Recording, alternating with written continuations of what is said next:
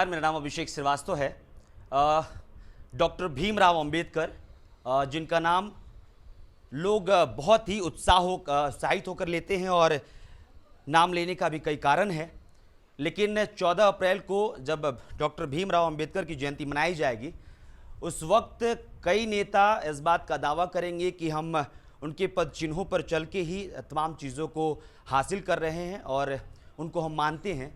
लेकिन एक बड़ा सवाल है, उन सवालों का जवाब देने के लिए हमारे साथ राष्ट्रीय लोक जनशक्ति पार्टी के कोषाध्यक्ष हैं। सर, सबसे पहले स्वागत है आपका। आपको भी बहुत बहुत धन्यवाद। थोड़ी देर पहले आप लोगों ने प्रेस कॉन्फ्रेंस किया, एक बार उसको बता दीजिए कि क्या क्या प्लानिंग है 14 अप्रैल को लेकर। देखिए, 14 अप्रैल को बाबा साहब भीमराव अंबेडकर जी का जयंती समारोह काफ़ी धूमधाम से मनाने की तैयारी की गई है हमारे पार्टी कार्यालय में, जिसमें कि राष्ट्रीय अध्यक्ष और भारत सरकार के मंत्री श्री पशुपति कुमार पारस जी संबोधन करेंगे और साथ साथ पार्टी के तमाम सांसद और एमएलसी जो अभी भूषण राय जी हाजीपुर से हमारे पार्टी के नवनिर्वाचित हुए हैं, और हजारों हजार पार्टी के कार्यकर्ता पदाधिकारी सब लोग भाग लेंगे और काफ़ी धूमधाम से बाबा साहब अंबेडकर जी का जयंती समारोह मनाने का काम किया जाएगा। जयंती मनाई जाएगी, इससे पहले भी सवाल हुआ, कई पत्रकार बंधु ने पूछा कि उन जाति के लोगों के लिए जिसके लिए बाबा भीमराव अंबेडकर लड़ते रहे, उनके लिए क्या करने वाले हैं आप लोग? खास 14 अप्रैल को कुछ ऐसा आप लोग अनाउंस करेंगे या फिर लगातार आपके द्वारा, आपके पार्टी के द्वारा किया जा रहा है जिससे देख कर लोग कहें कि वाकई में बाबा साहब भीमराव अंबेडकर खुश होंगे इन तमाम चीज़ों को देखकर?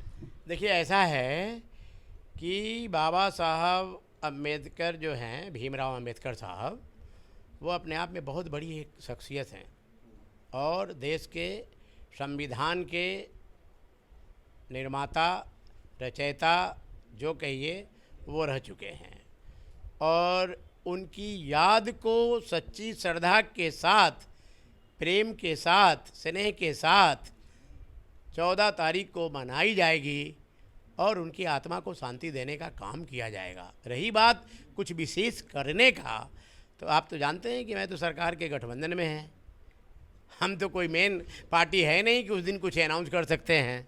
बात समझे? अगर किसी प्रकार का कोई प्रस्ताव, कोई मैटर अगर आता है तो हम लोग सरकार में ही ना फॉरवर्ड करते हैं। हम लोग को तो डायरेक्ट अधिकार है नहीं कि उस दिन कुछ कर सकते हैं। इसलिए उनके आत्मा को शांति देने के लिए कई वर्षों से पार्टी में बाबा साहब भीमराव अंबेडकर जी का जयंती समारोह मनाते आ रहे हैं लोग। इस बार भी काफ़ी धूमधाम से बाबा साहब भीमराव अंबेडकर जी का जयंती हम लोग मनाने जा रहे हैं। शिक्षा की बातचीत बहुत ज़रूरी होती है, किसी भी राज्य के सुधार की बातचीत करे, आगे विकसित होने की बातचीत करे।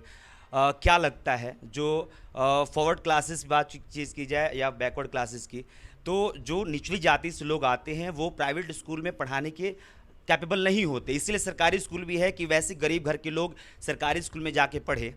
कितनी बार राष्ट्रीय लोक जनशक्ति पार्टी के नेता के द्वारा सरकारी स्कूल में भ्रमण किया गया और कोशिश की गई उस हकीकत को जानने की कि आखिरकार सरकारी स्कूल में पढ़ाई हो रहा है कि नहीं हो रहा है? देखिए, ऐसा है, इस संबंध में आपको हम बताना चाहेंगे कि हमारे माननीय मुख्यमंत्री श्री नीतीश कुमार जी गरीबों के पालन पोषण और शिक्षा के ऊपर काफ़ी भ्रमण कर रहे हैं, ध्यान दे रहे हैं, और हम समझते हैं कि काफ़ी गरीब के बच्चे गांव में, प्रखंड में, डिस्ट्रिक्ट में लोग शिक्षा दीक्षा ले रहे हैं और काफ़ी सुविधा देने की बात जहां तक है वो तो पहले से दिया जा रहा है।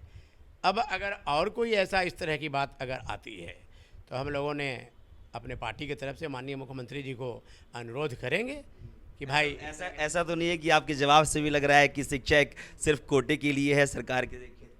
नहीं, कोटे के लिए कहाँ है भाई? कोटे के लिए जितने आदमी स्कूल जा रहे हैं, पढ़ रहे हैं, जाके देखिए बेंच उंच कितना टेबल बेंच का परचेज हो रहा है एजुकेशन डिपार्टमेंट से, हैं।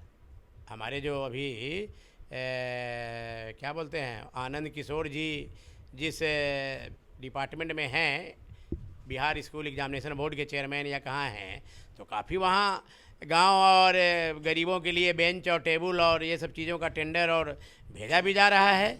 अच्छे तरीके से पढ़ाने की तैयारी, अच्छे सुविधा देने की तैयारी और खाने की तैयारी गांव-गांव लेवल पर, ये सब तो किया जा रहा है।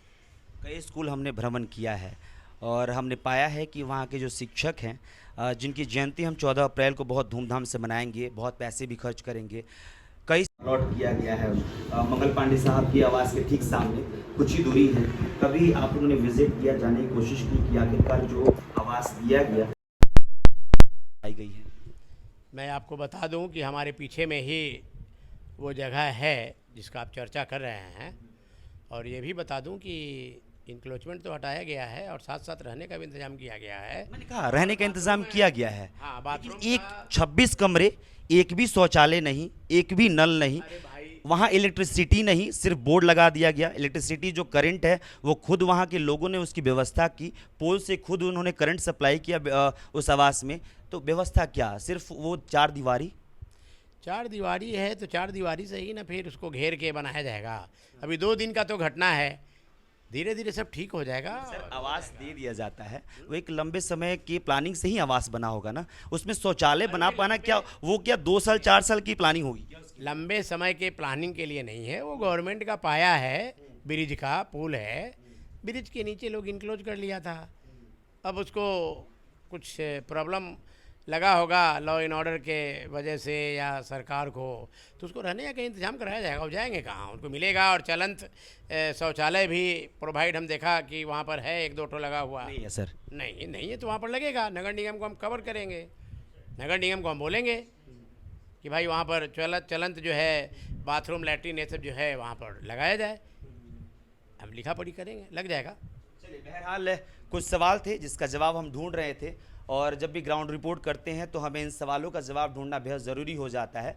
और जब भी हम किसी नेता से मिलते हैं तो ये जानने की कोशिश करते हैं कि आखिरकार धरातल पर वो चीज़ें क्यों नहीं देखने को मिलती है। शिक्षा व्यवस्था को लेकर लगातार सवाल खड़े होते रहते हैं। हम भी जब भी स्कूल विजिट करते हैं तो हमारे मन में भी सवाल आता है कि आखिरकार शिक्षा व्यवस्था रोज़ाना जर्जर क्यों हो रहा है। और इसलिए जब हमसे मुलाकात हुई, हमने इनसे सवाल के जवाब मांगे। हालांकि 14 अप्रैल को बाबा साहब भीमराव अम्बेडकर के लिए राष्ट्रीय लोक जनशक्ति पार्टी की तरफ से आयोजित किया जाएगा। तमाम पार्टियां अलग अलग तरीके से अपना जयंती मनाएंगी, वो भी दृश्य हम आपको दिखाएंगे। बहरहाल कैमरे के पीछे संतोष है, मेरा नाम अभिषेक श्रीवास्तव है। बहुत बहुत शुक्रिया।